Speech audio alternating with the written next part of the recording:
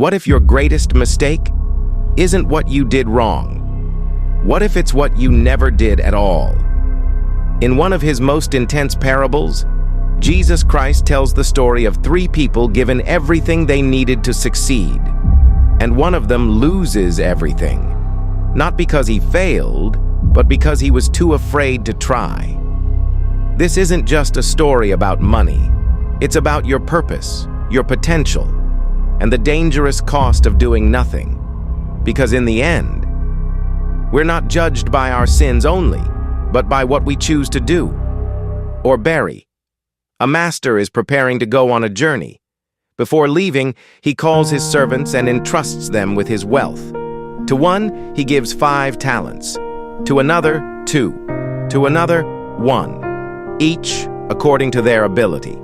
Then he leaves. No supervision, no reminders, no second instructions, just trust. The first servant goes immediately and puts the money to work. He takes risks. He moves. He multiplies what he's been given. 5 becomes 10. The second servant does the same. 2 becomes 4. Different amounts, same response. But the third servant, he hesitates.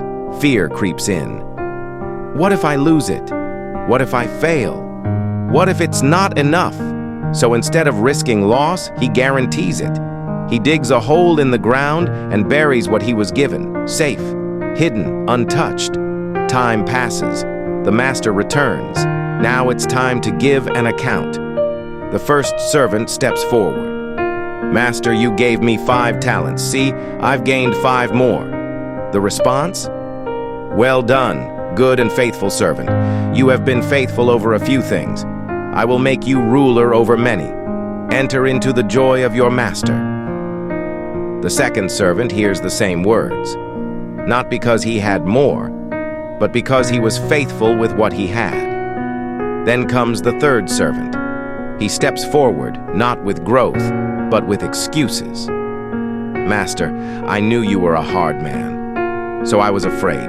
I hid your talent in the ground. Here it is. No loss, but no gain. And that's the point. This parable isn't just about money. It's about responsibility. It's about purpose. It's about what you do with what God places in your hands. The master responds sharply, not because the servant failed, but because he never tried. He let fear decide his actions. He chose comfort over calling. He buried potential instead of releasing it. And here's the truth most people miss. We are not judged by our sins only. We are also accountable for what we do or refuse to do with what we've been given. The first 2 servants weren't perfect, but they were active. They were faithful. They moved. The third servant's downfall wasn't rebellion. It was inaction.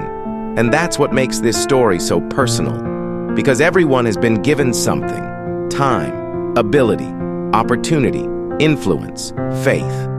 The question isn't how much you have. The question is, what are you doing with it?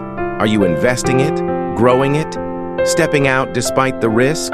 Or are you burying it, waiting for the perfect moment that never comes?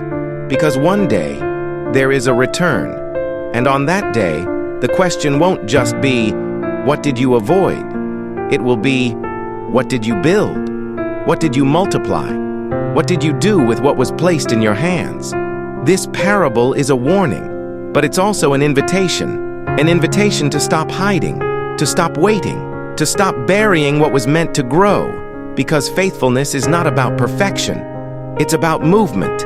And the greatest tragedy isn't falling short. It's never stepping forward at all.